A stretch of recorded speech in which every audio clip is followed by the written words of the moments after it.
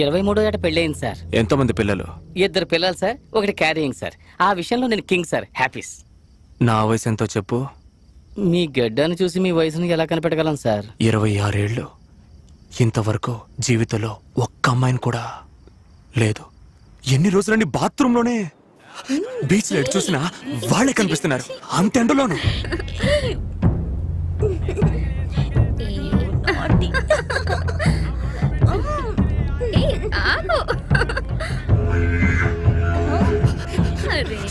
ఆ రోజు ఎండ 2 డిగ్రీలు ఎక్కువే మండింది.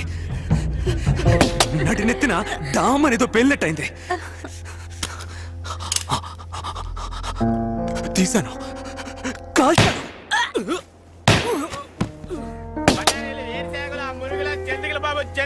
దరిద్రం, బీచ్ కూడా బెడ్రూమ్ చేశారు కదా. ఆ రోజు 2 డిగ్రీలు ఎండ ఎక్కువడానికి కారణం నేనా సార్? ఓజోన్ లేయర్లో బొక్కపడ్డానికి కారణం నేనా sir?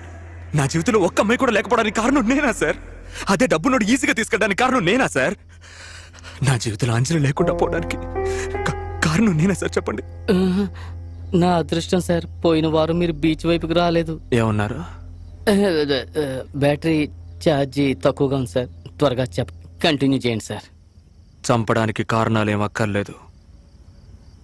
Killing someone is very simple, like an art. అడవి మనిషిలో ఉన్నా కూడా ఆంగ్లంలో అదరగొట్టేస్తున్నాడు. A highly created process, something like an intercourse.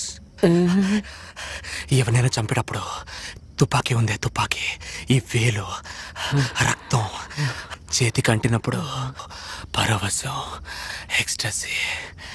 కానీ కళ్ళు తెరిచి చూడగానే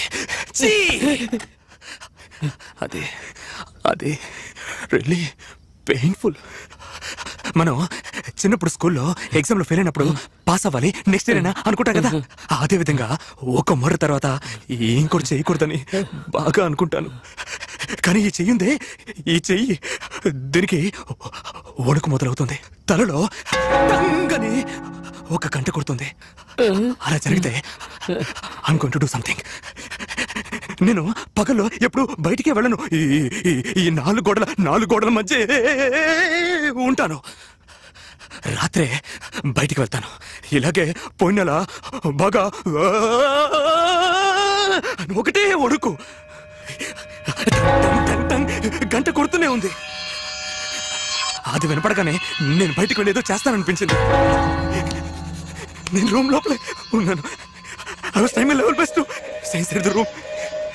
కానీ ఒకవైపు నా మనసు వెళ్ళమని చెప్తోంది. But still I was controlling. కానీ ఆ రోజు బాగా ఎక్కువైంది.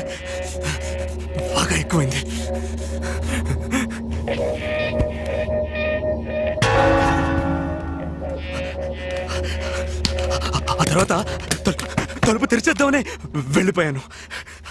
ఆబ్రా శబ్దం ఆగిపోయింది.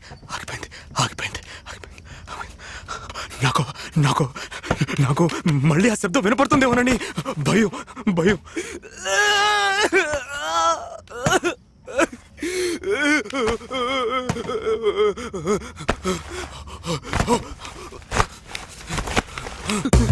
నాకు అర్థమైపోయింది, ఇక్కడ నన్ను కంట్రోల్ చేసుకోవడం నా వల్ల కాదని.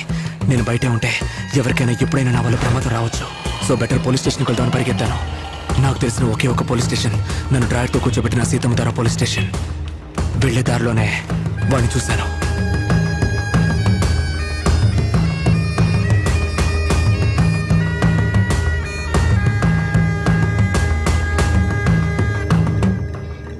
బాయ్, సెల్ ఫోన్ బయట పెట్టావేంటి? తీసి లోపల పెట్టవా? వెంట్రుకతో సమానంగా బతికేవాడు మనిషి కాదు, మానం మన ప్రాణం.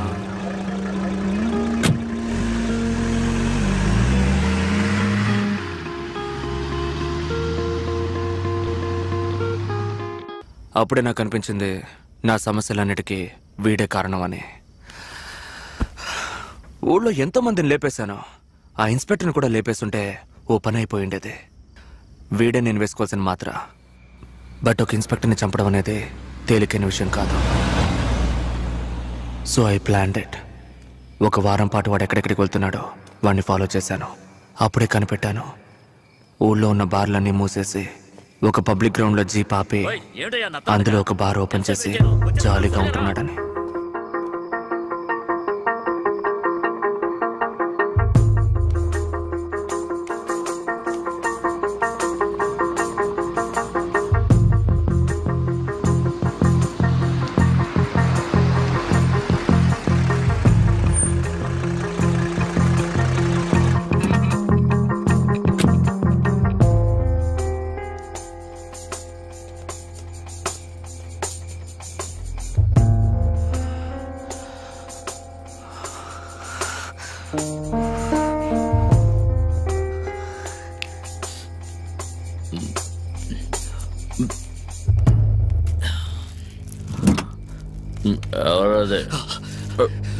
వెంట్రుకతో సమానంగా బతికేవాడు మనిషి కాదు అన్నారు మన పెద్దలు.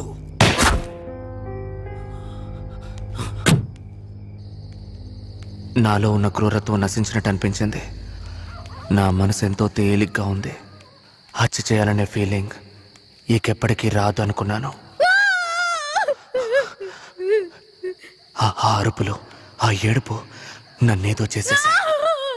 ఎన్నో చేశాను, కానీ ఎవరికైనా ఉపయోగపడే విధంగా నేను ఇంతవరకు ఏదీ చేయలేదు. ఇప్పటికైనా ఏదైనా మంచి పని చేయాలని నా మనసు కనిపించింది. అది ఎవరో చూడరా.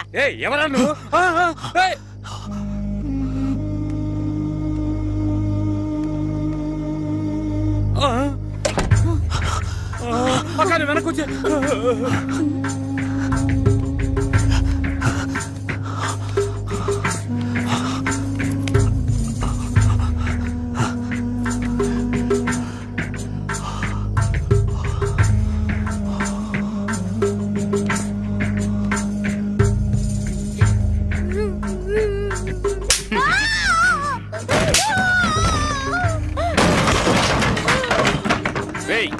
ఎవరా నువ్వు? అడుగుతుండే చెప్పవే. అడుగుతున్నానుగా చెప్పవే. ఎందుకురా కొడుతున్నా? 4000 ఇచ్చాను, ఏమైనా చేస్తాను, మూసుకొని పోరా.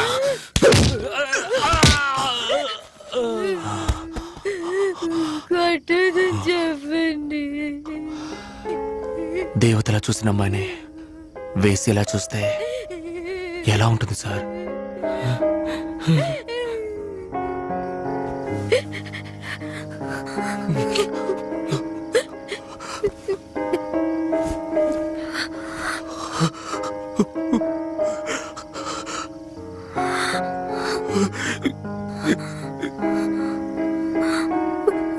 ప్రభా,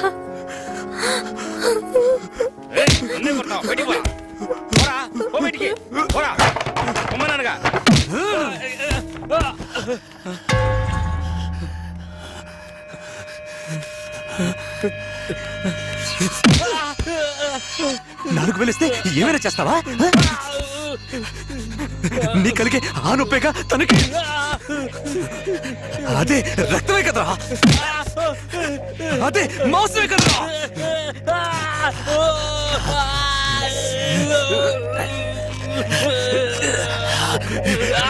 చూడు చూడు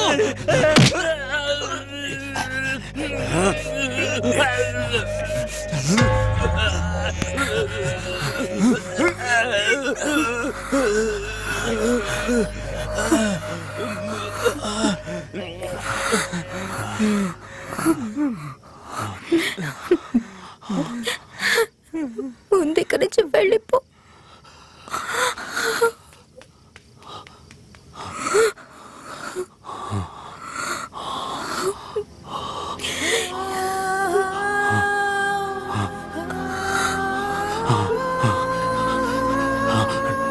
నువ్వు నాతోరా, నాతోరా. నిజంగానే చెప్తున్నావా? నిజంగానే చెప్తున్నావా? నిజంగానే చెప్తున్నావా? నిజంగానే చెప్తున్నావా? నిజంగానే చెప్తున్నావా? నువ్వు చెప్పేది నిజమేనా అంత అనగానే నాలో ఉన్న ఆ చిన్న ప్రభాకర్, చావు హత్య ఇవేమీ తెలియని ఆ చిన్న ప్రభాకర్ మళ్ళీ వచ్చాడని నాకు అనిపించింది.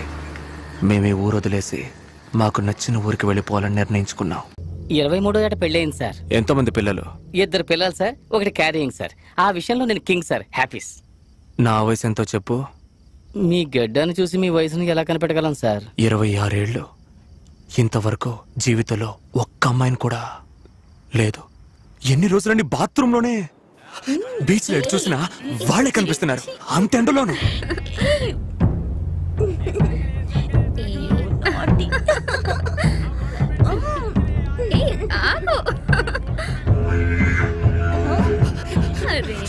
ఆ రోజు ఎండ 2 డిగ్రీలు ఎక్కువే మండింది. నటి నెత్తిన డామ్ అనేదో పేలినట్టయింది. తీశాను, కాల్చాను.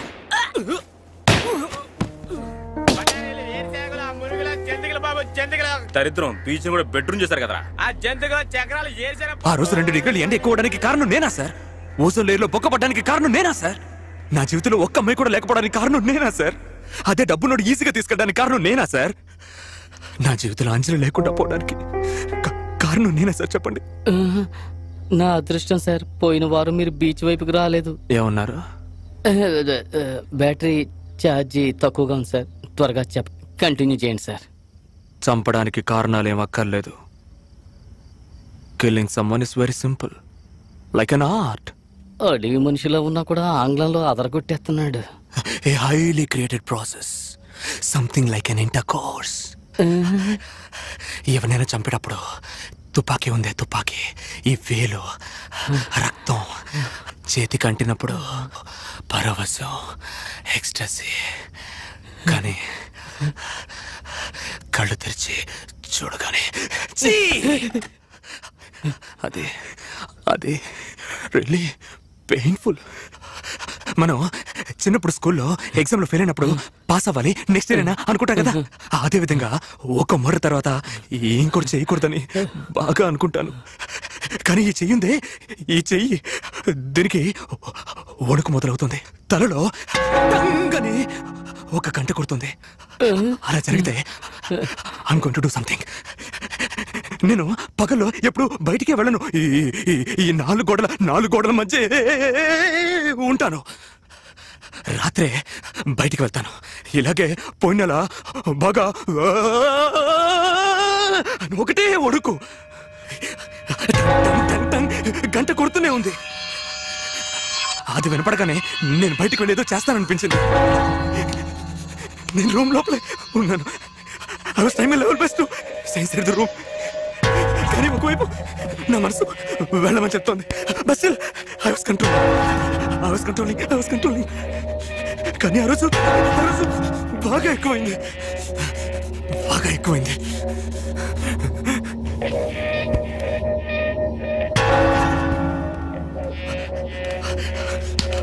ఆ తర్వాత తలుపు తెరిచేద్దామనే వెళ్ళిపోయాను. అప్పుడు ఆ శబ్దం ఆగిపోయింది.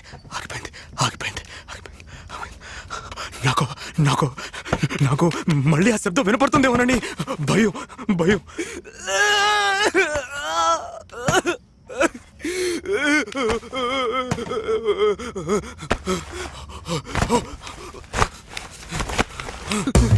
నాకు అర్థమైపోయింది, ఇక్కడ కంట్రోల్ చేసుకోవడం నా వల్ల కాదని. నేను బయటే ఉంటే ఎవరికైనా ఎప్పుడైనా నా వల్ల ప్రమాదం రావచ్చు. సో బెటర్ పోలీస్ స్టేషన్కి వెళ్దామని పరిగెత్తాను. నాకు తెలిసిన ఒకే ఒక పోలీస్ స్టేషన్ నన్ను డ్రైవర్తో కూర్చోబెట్టిన సీతమ్మధార పోలీస్ స్టేషన్. వెళ్లే దారిలోనే వాడిని చూశాను.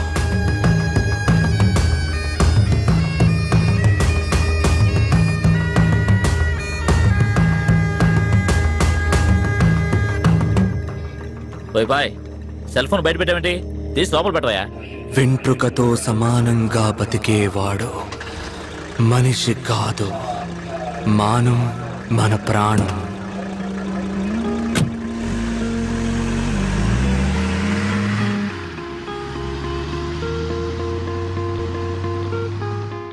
అప్పుడే నాకు అనిపించింది నా సమస్యలన్నిటికీ వీడే కారణం అని. ఊళ్ళో ఎంతోమందిని లేపేశాను. ఆ ఇన్స్పెక్టర్ని కూడా లేపేస్తుంటే ఓ పని అయిపోయిండేది.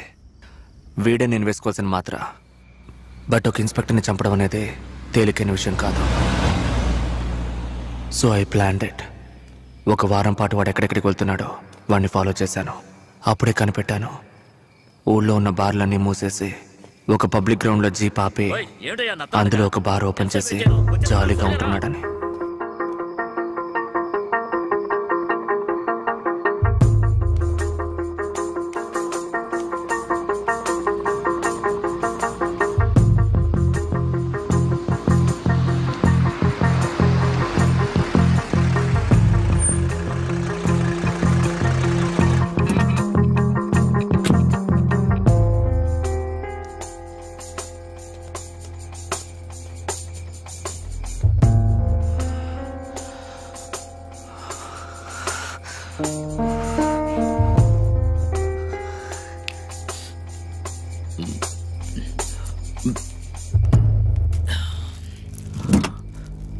ఎవరది? వెంట్రుకతో సమానంగా బతికేవాడు మనిషి కాదు అన్నారు మన పెద్దలు.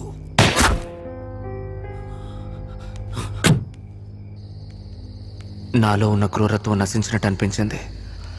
నా మనసు ఎంతో తేలిగ్గా ఉంది. హత్య చేయాలనే ఫీలింగ్ ఇకెప్పటికీ రాదు అనుకున్నాను. ఆ అరుపులు, ఆ ఏడుపు నన్నేదో చేసేసా. ఎన్నో చేశాను, కానీ ఎవరికైనా ఉపయోగపడే విధంగా నేను ఇంతవరకు ఏదీ చేయలేదు. ఇప్పటికైనా ఏదైనా మంచి పని చేయాలని నా మనసు కనిపించింది. అది ఎవరో చూడరా. ఎవరా నువ్వు?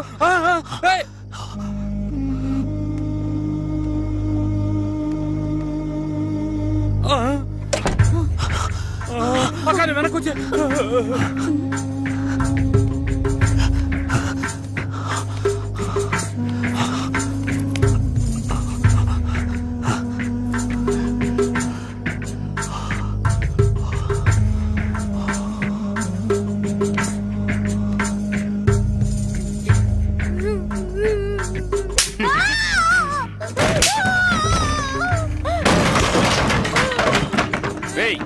ఎవరా నువ్వు? అడుగుతుండే చెప్పవే. అడుగుతున్నానుగా చెప్పవే. ఎందుకురా కొడుతున్నా? 4000 ఇచ్చాను, ఏమైనా చేస్తాను, మూసుకొని పోరా.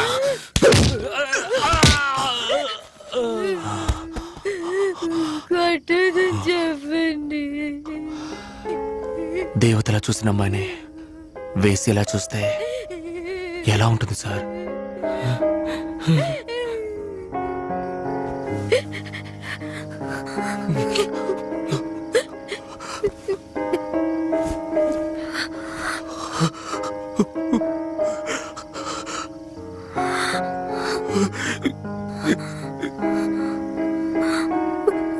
ప్రభా,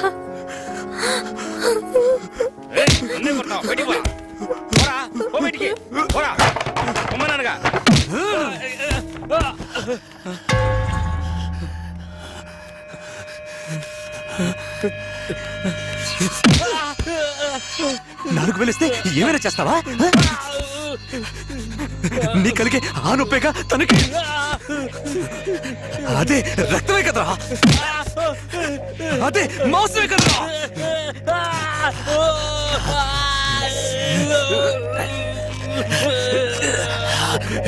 చూడు చూడు చూడు.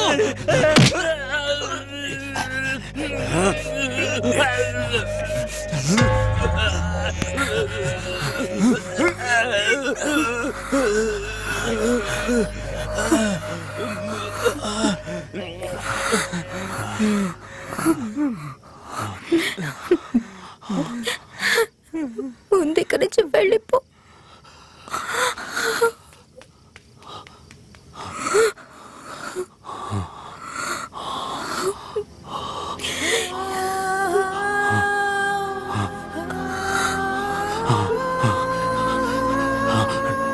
నువ్వు నాతోరా, నాతోరా.